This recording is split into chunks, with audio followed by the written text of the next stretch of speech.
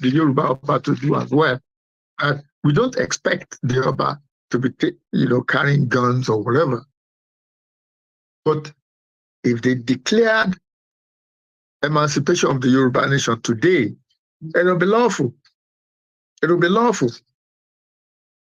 But there's a proviso. The Declaration of Independence has to be made by non-state actors. That is, it cannot be made by people who are already involved in government. And that's the thing in the Kosovo case, was that the people who declared independence, they were not involved in the constitutional framework of their country. And they made the Declaration of Independence, I'll read it to you, because no mutually acceptable status was possible. That is, they couldn't find any other way out other than the independence of Kosovo. And they also declared independence because it made the future of the Kosovars very clear. It clarified their future. And that is what the Obas will be doing to us as well. There is no mutually acceptable status in Nigeria at this point in time. And if the Obas declare emancipation, it clarifies our future as Yoruba people. It says to us that our traditional leaders have seen that this is the future for the Yoruba land. So the Oba will not be acting or intending to act as in the capacity of the government. No. They will be acting in their own capacity as the people that our tradition and our culture has selected as our voice. So to summarize, because as we said, we're going to let me speak for a short period so that there's plenty of time for discussion. So to summarize the law, and I know that there are lawyers in the house, to summarize the law, there is no legal impediment whatsoever to a conference of Oba to declare the emancipation of the Yoruba nation. There's no legal impediment whatsoever. Nigeria's 1999 constitution does not prohibit such a declaration. International law does not prohibit such a declaration. All that is required is for a group of Obas to have enough courage and conviction to make the declaration. And to be noteworthy, in order for people to take notice of it, it will require more than a handful of Obas to just make the declaration. In the Conference of Oba in the 1930s to 1940s, there were more than 50 Obas attended those meetings. It's interesting that the meetings of the conference in 1931 they moved from city to city. So it wasn't just in one place. They went to Oyo, they went to Ilefe, Ijebu, Benin. So the meetings were held in different places. Now, before I go on, there's something that I put as a note here. So just because there are a lot of people who think that there's a hierarchy of Oba in Yoruba land, there isn't any. No Yoruba Oba is superior to another Oba. No, I'll say that again. No Yoruba Oba is superior to another Oba. That is the essence. That is the beauty of the governance arrangement that our forefathers gave us. The Yoruba nation was a collective of fully independent autonomous city-states. So each Oba had his own city, Ilu, that he was responsible for, and one Ilu is equal to another. It doesn't matter whether it is small Ilu or big Ilu. That is why the governance structure is exactly the same all over Yoruba land for each city-state. And one thing that I need to remind us is that the importance of city-states changes. In the 19th century, for example, Ketu was a very, very important city-state in Yoruba land. Today, Ketu is only a small place. And it has lost its prominence. So when people say, talk about the Ooni of Ife, he is only prominent because the Yoruba believe that Ife was their place of origin. That's it. It is only for this reason that the Ooni of Ife was allowed to preside over the 1931 to 42 Conference of Obas. The Oba of the Olubadan of Ibadan, he became prominent because Ibadan provided the military power, the military leadership to fight the Fulani when they invaded Yoruba land in the 1800s. That's why it was prominent.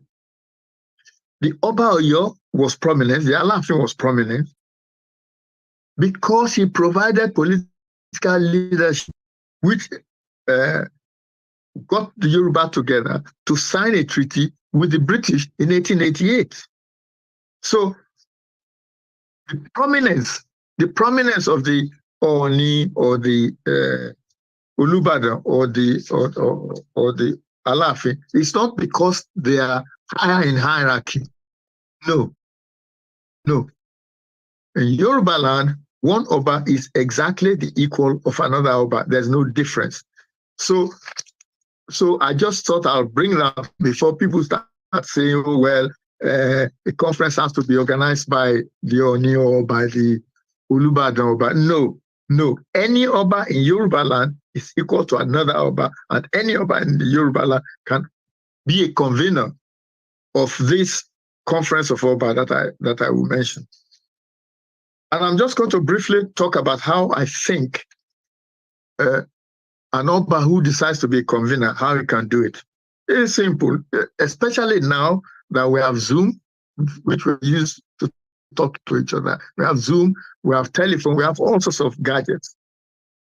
All he has to do, all the Oba has to do, whoever he is to canvass support amongst his colleagues for a declaration of emancipation. So he takes his phone, he phones this Oba, he phones that Oba, he talks to this one, he talks to that one. He then has a list. After he's spoken, he will then have a list of the Oba who are in favor of the declaration. Those Oba in favor automatically become Conference of Oba. If I say that again, all the convener, any Oba who wants to convene the conference so that they could declare emancipation for Yoruba land, all he has to do is to pick up his phone, use his WhatsApp, use his email to contact as many Oba as he knows or he can contact, and then find out among them who is in favor of emancipation for the Yoruba land. And once he has got that number, that is the Conference of Oba. The next thing that step 2 is this. The convener will then prepare a draft document. He will prepare a draft document, that is the document of Declaration of Emancipation.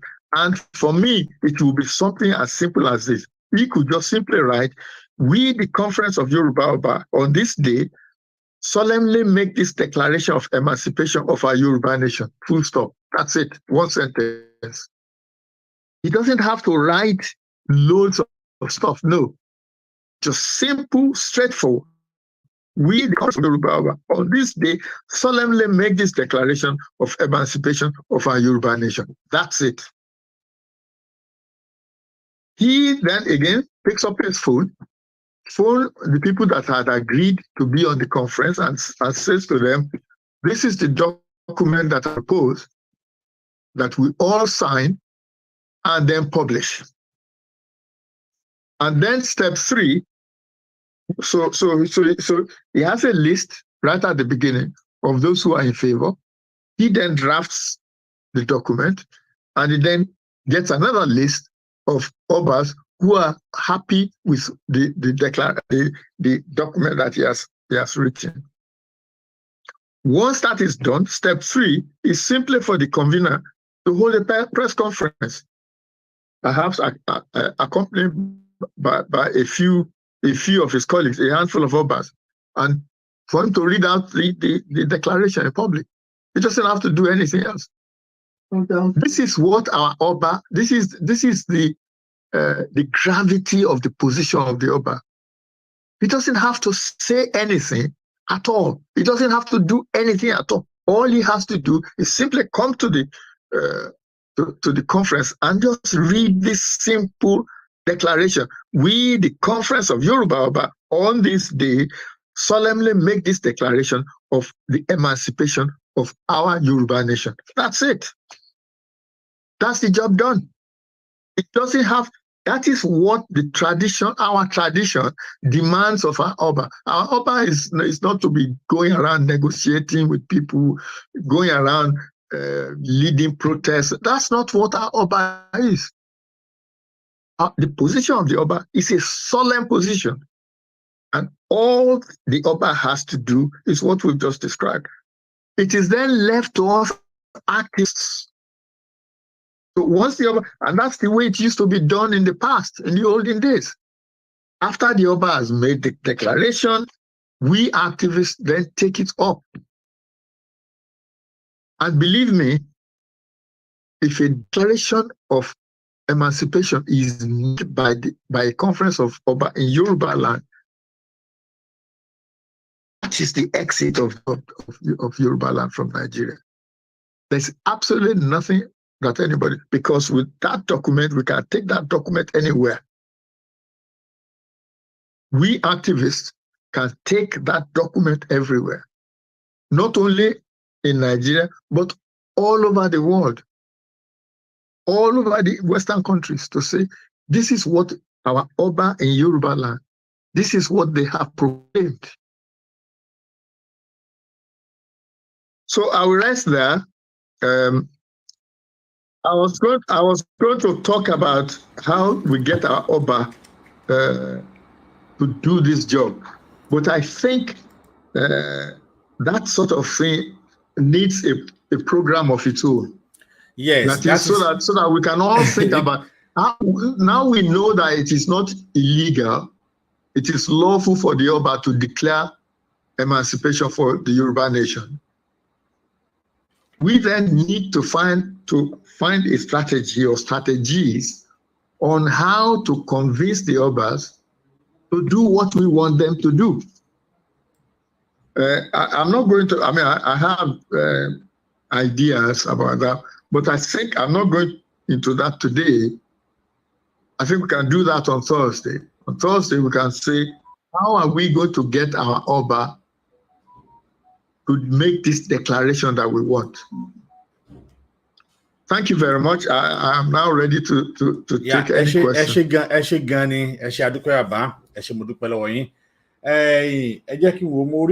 Hello, bóyá lórí.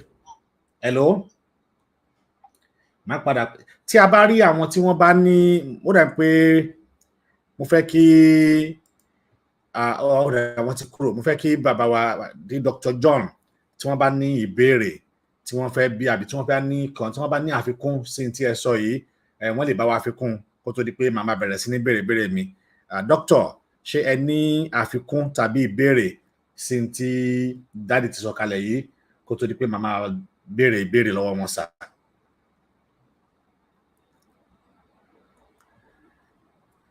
Ẹ wà mute ara yín sà, Dr. John.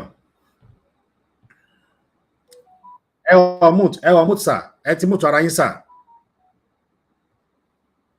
Oh, thank you very much. Can you hear me now? Yes, sir. Ẹ ṣé lọ́pọ̀lọpọ̀ gan ni, àdúpẹ́. And as I used to say, we need to continue thanking our amiable Dr. Ooni for his time, research, reading, studies, and all this, for him to bring us, to have gone through, to bring us all these informations, which actually we lawyers, we may not have enough time to go on this thing because we have our different cases. Good. I have a lot of questions to ask, but I will want you to get to the question time before I will start pouring in my questions, which I will want Dr. Ooni to answer, or anybody endowed to answer such a question. Thank you very much. Thanks a lot.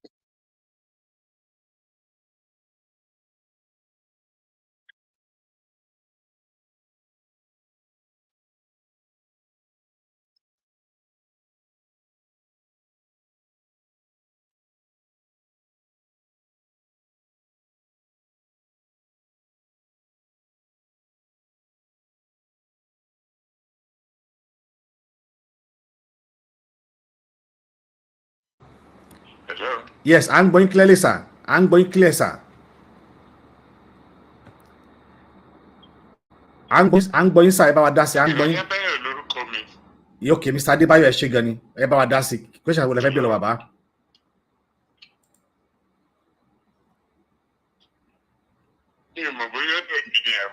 I'm going, sir. I'm going. Oh, okay.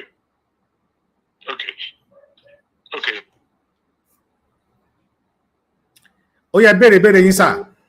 It's extremely very important. That's a great angle to look at it. But my worry is Tabati publicize this kind of a thing. Ṣé kò ní fún àwọn ọ̀tá láyè láti make it more difficult? Torí at the moment I'm struggle pẹ̀lú àwọn ọba wa láti gbójú síta ni. Àwọn tó support wọn fẹ́ gbójú síta, àwọn kan ò tiẹ̀ support torí ìjọba ń fìdá. Ṣùgbọ́n tá a bá ti gbérù nǹkan báyìí síta, ṣé kò ṣe pé à make it more difficult fún wa ni?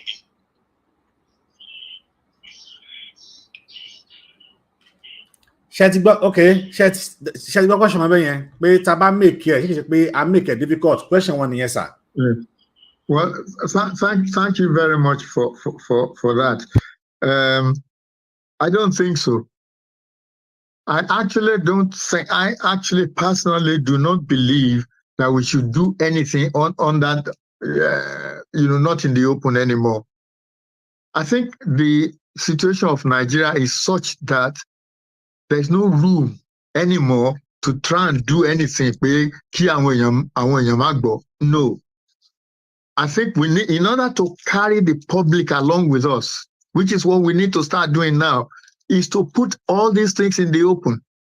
For example, if the people know that it is not illegal, it is not unlawful for the Oba to declare, when I say Oba, I mean a collection of Oba, I don't mean individual Oba, that a group of Oba, for them to declare emancipation of the Yoruba land, is not unlawful in Nigeria. It's not unlawful.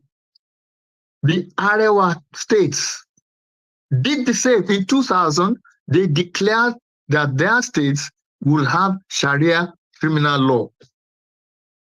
And they did it. So